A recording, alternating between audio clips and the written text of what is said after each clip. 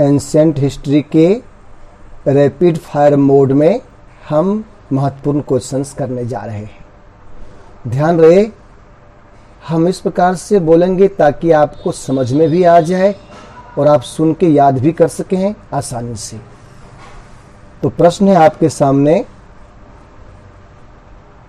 फारस की मुहरें एवं आटा पीसने की पत्थर की चक्की हड़प्पा सभ्यता में कहाँ से प्राप्त हुआ है? लोथल से।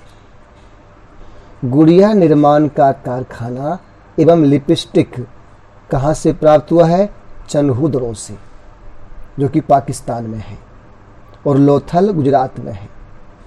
ठोस पहियों वाली गाड़ी एवं मछुआरे का चित्र ये कहाँ से मिला है? हड़प्पा से मिला है, और हड़प्पा भी पाकिस्तान में है। अलंकृत एवं कच्ची ईंटें ये कहाँ से मिला है? ये मिला है कालीबंगा से। तो ये मैचिंग मिलान वाले प्रश्न के रूप में आया हुआ था एग्जाम में, तो ये अब ध्यान कर लेंगे। हड़प्पा सभ्यता की लिपि कैसी थी? भाव चित्रात्मक, या वहाँ आ जाए ऑप्शन चित्राक्षर लिपि, जैसे भी आपको ऑप्शन आ जाए। हड़प्पाई लिपि का सर्वाधिक पुराना नमूना 1853 में मिला। तो आपको आ जाए कि हड़प्पाई लिपि का सर्वाधिक पुराना नमूना कब मिला? 1853 में मिला।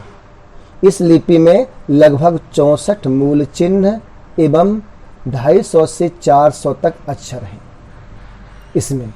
और अभी जो किसी ने पढ़ने का तो नहीं, लेकिन जिनका नाम आता है कि उन्होंने कुछ दावा किया है इसको पढ़ने का, उनमें के.एन. वर्मा और एस.आर. राव का नाम आता है। इससे आ जाए कि हड़प्पा की लिपि को पढ़ने दावा किसने किया है? तो के.एन. वर्मा और एस.आर. राव। एक प्रश्न मैचिंग करने में आया था मिलान वाले में, हड़प्पा सभ्यता में महत्वपूर्ण पशु, तो महत्वपूर्ण पशु वृषभ, कुबड़ वाला बैल, सांड। महत्वपूर्ण देवी, मातृदेवी। महत्वपूर्ण वृक्ष, पीपल। महत्वपूर्ण भवन, स्नानागार। सर्वप्रथम कपास उगाने का श्रेय किसको दिया जाता है? तो सर्वप्रथम कपास उगाने का श्रेय किसको प्राप्त है?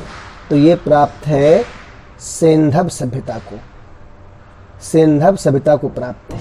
हड़प्पा सभ्यता के संपूर्ण क्षेत्र का आकार त्रिभुजाकार था। त्रिभुजाकार 12,99,600 वर्ग किलोमीटर फैला हुआ था।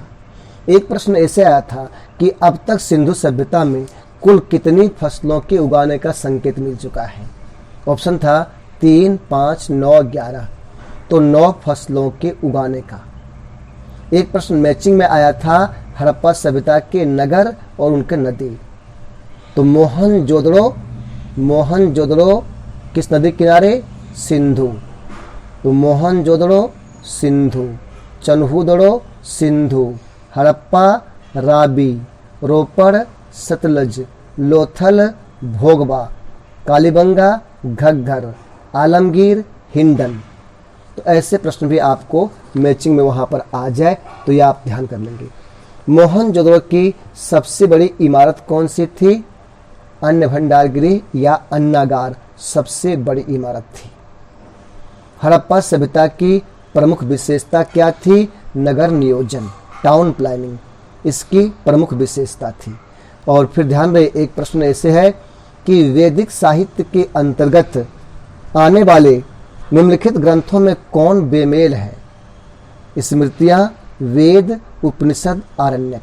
तो आपको ध्यान रहे, स्मृतियां वैदिक साहित्य में शामिल नहीं है। हम कर चुके हैं, वैदिक साहित्य में शामिल हैं। वैदिक साहित्य में 4 वेद, ब्राह्मण ग्रंथ, आरण्यक ग्रंथ, उपनिषद या वेदांत और वेदांग ये शामिल हैं। ऋग्वेद का वह कौन सा प्रतापी देवता है जिसका 250 सूक्तम वर्णन मिलता है? वो इंद्र है। ऋग्वेदिक काल में विनिमय के माध्यम के रूप में किसका प्रयोग किया था?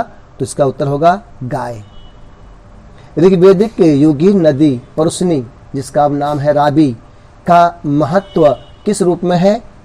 तो परुष्णी नदी किनारे दासराग युद्ध। तो दासराग युद्ध के कारण परुशनी का महत्व है।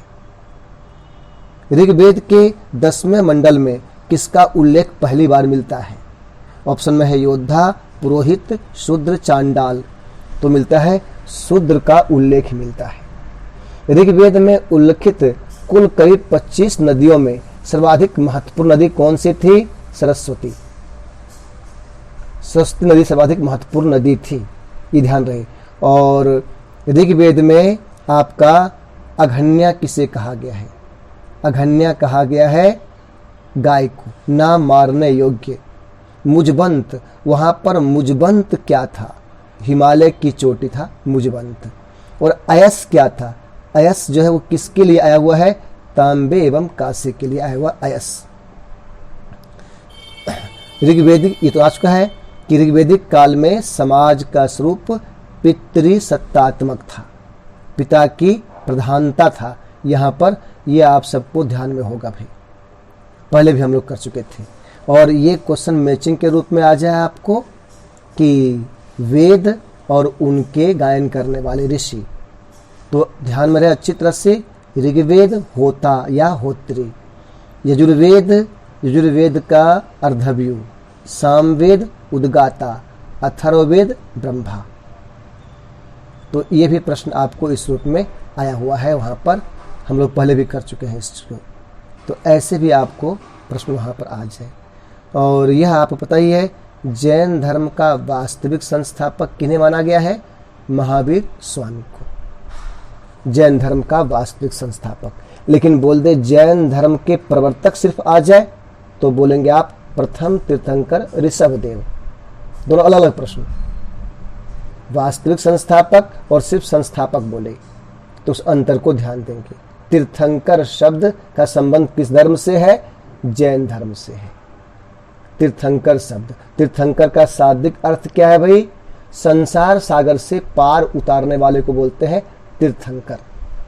संसार सागर से पार उतारने वाले को तीर्थंकर।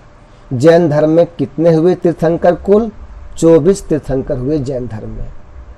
24वें तीर्थंकर कौन हुए? उनका क्या नाम है? 24वें और अंतिम महावीर स्वामी।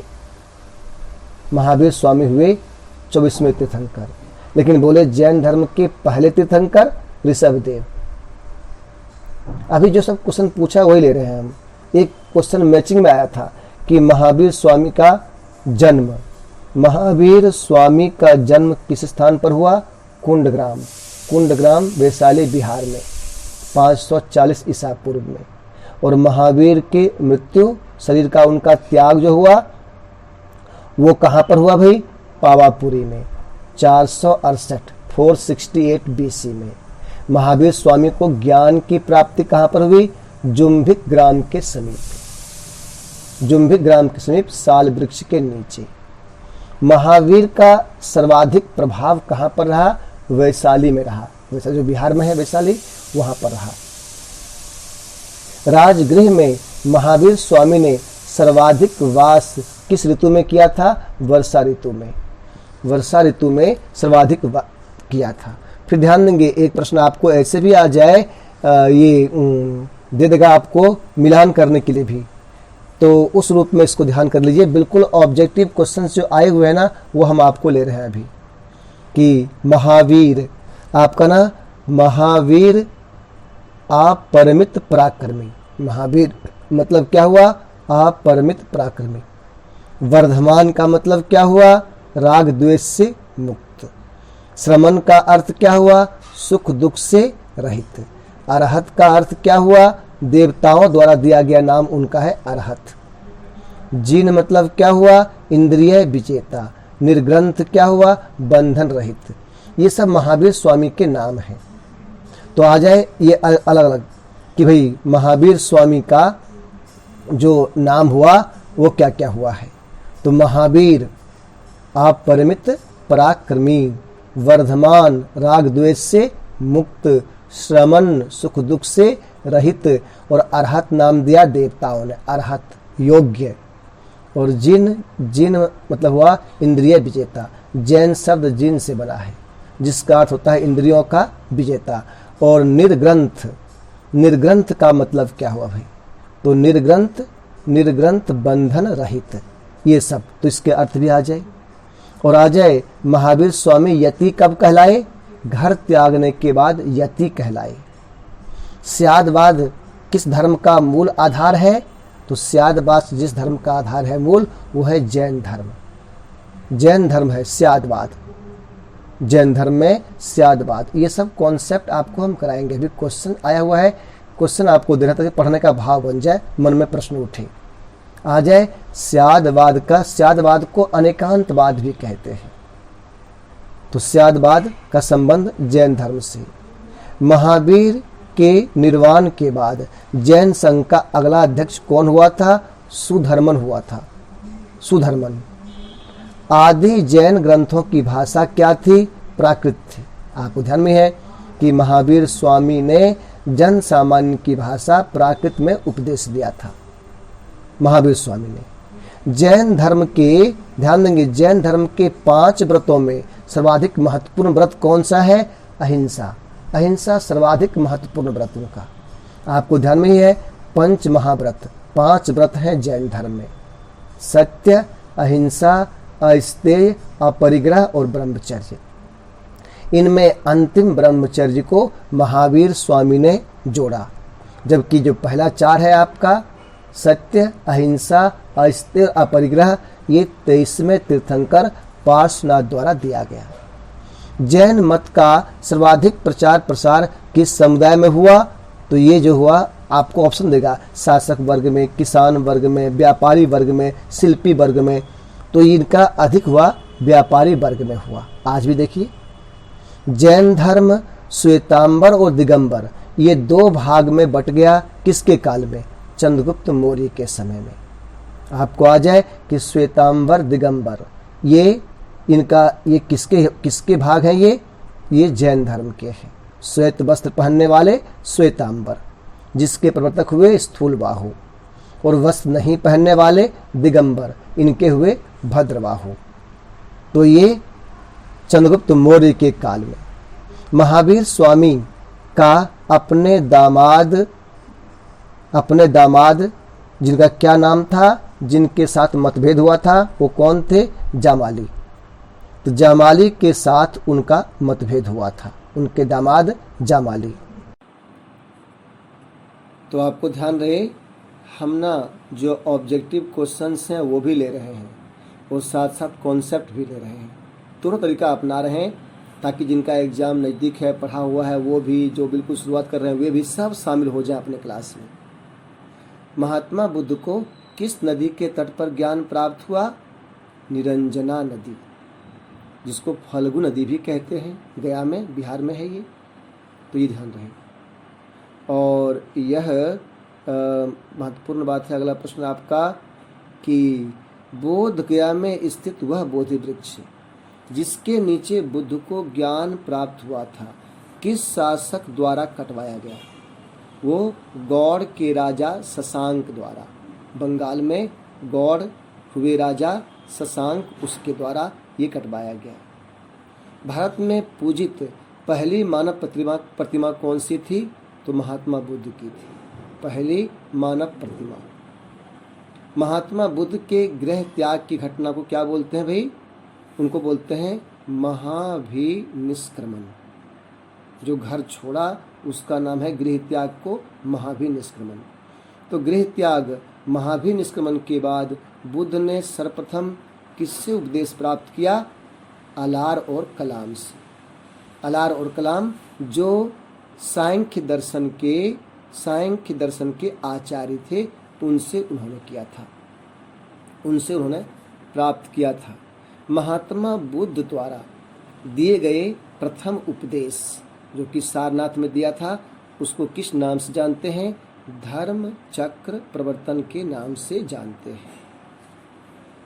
तो बौद्ध धर्म के त्रिरत्न के बारे में क्या असत्य है? देखिए, ऐसे प्रश्न देगा आपको, क्या असत्य है?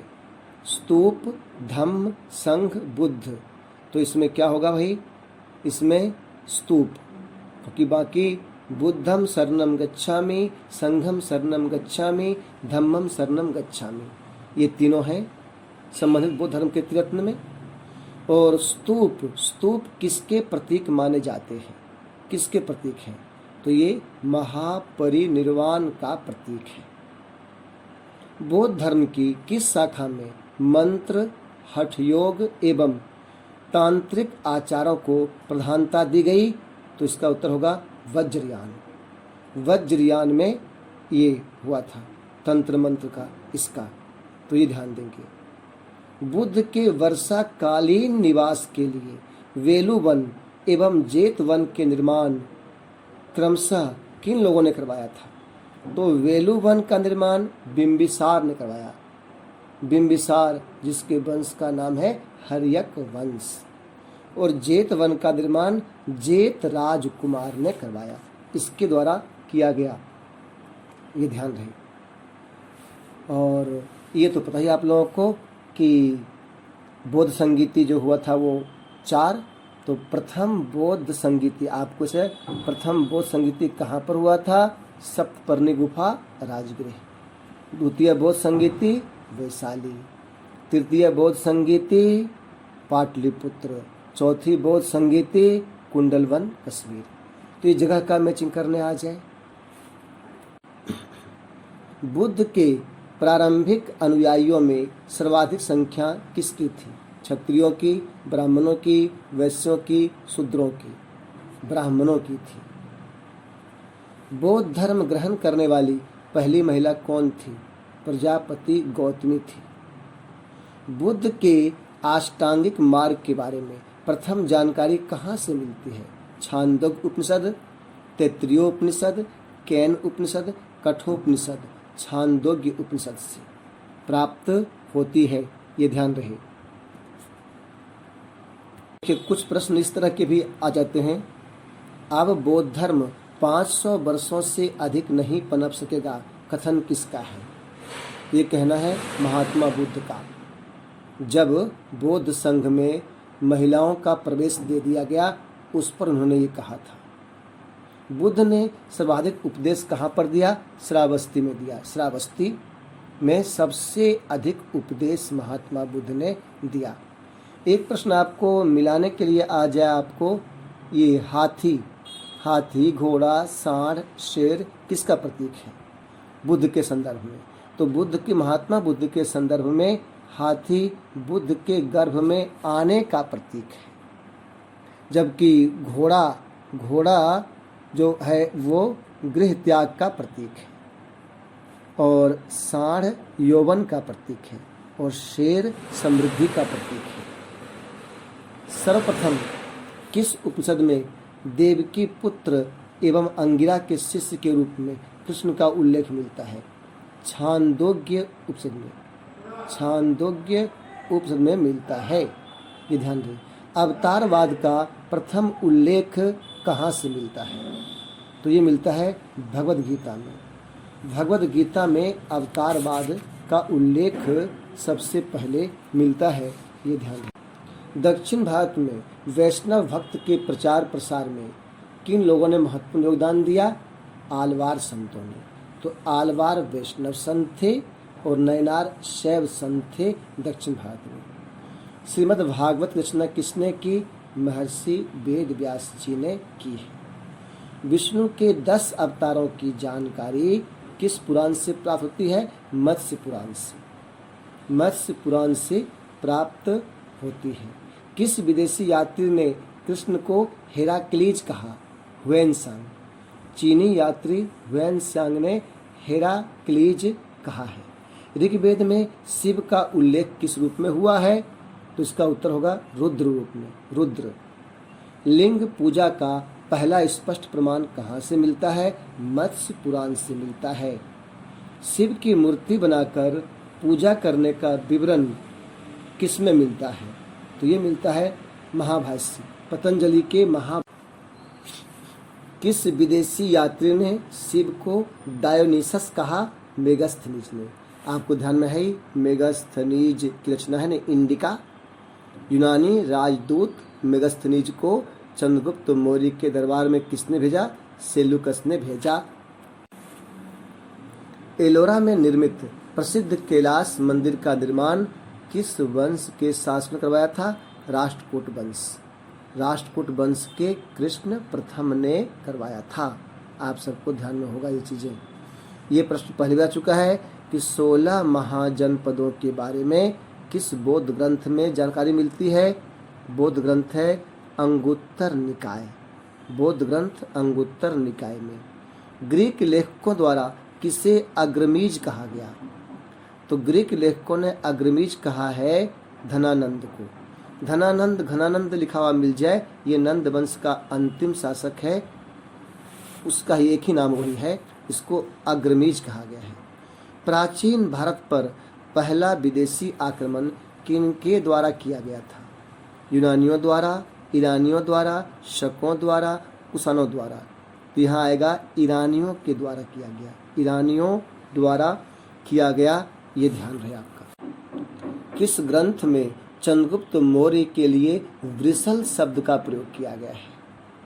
वृषल तो ये मुद्रा राक्षस, विशाख दत्त के मुद्रा राक्षस में वृषल शब्द का प्रयोग किया गया है।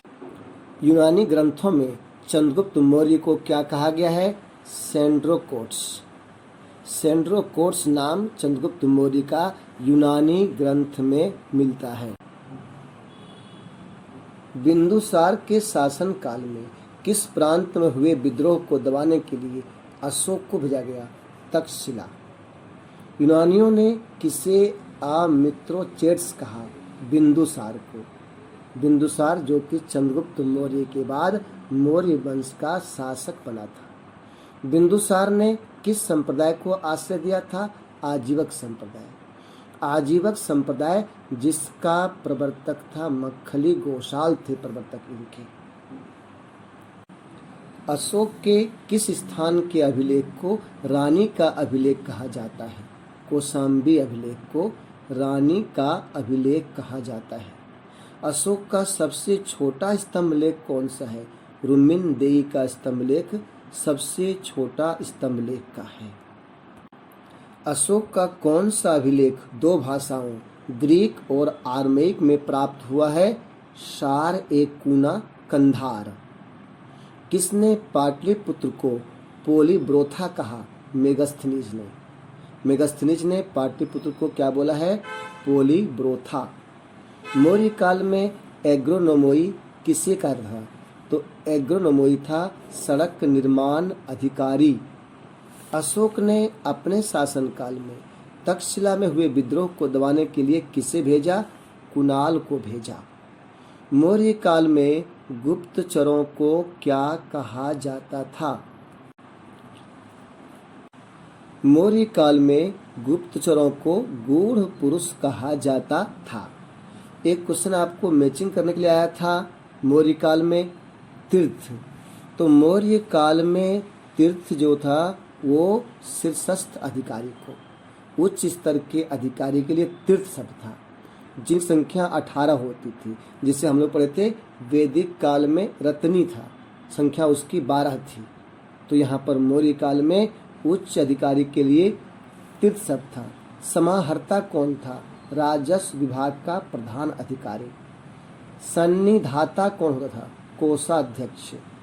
कोषाध्यक्ष को बोलते थे सन्निधाता। महामात्याप सर्प गुप्तचर विभाग का अधिकारी था। महामात्याप सर्प गुप्तचर विभाग का अधिकारी होता था।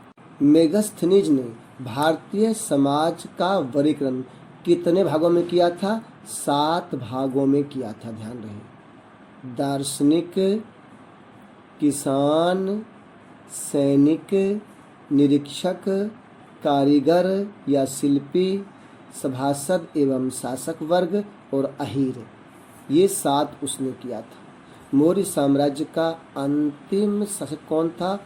बृहद्रथ था। अशोक ने कलिंग पर कब आक्रमण किया? 261 ईसा पूर्व में इसने उस पर आक्रमण किया था। भूमि दान का प्रथम उल्लेख कब मिला है? सातवाहनों के समय मिला है प्रथम उल्लेख। सातवाहनों के समय में सर्वाधिक सिक्के किस धातु के बने थे? सीसा धातु के। सीसा धातु के सर्वाधिक सिक्के सातवाहनों ने चलाए। एक उन्नत जल प्रबंधन व्यवस्था का साक्ष्य हड़प्पा सभ्यता में कहाँ से प्राप्त हुआ है? धोलावीरा से प्राप्त हुआ है।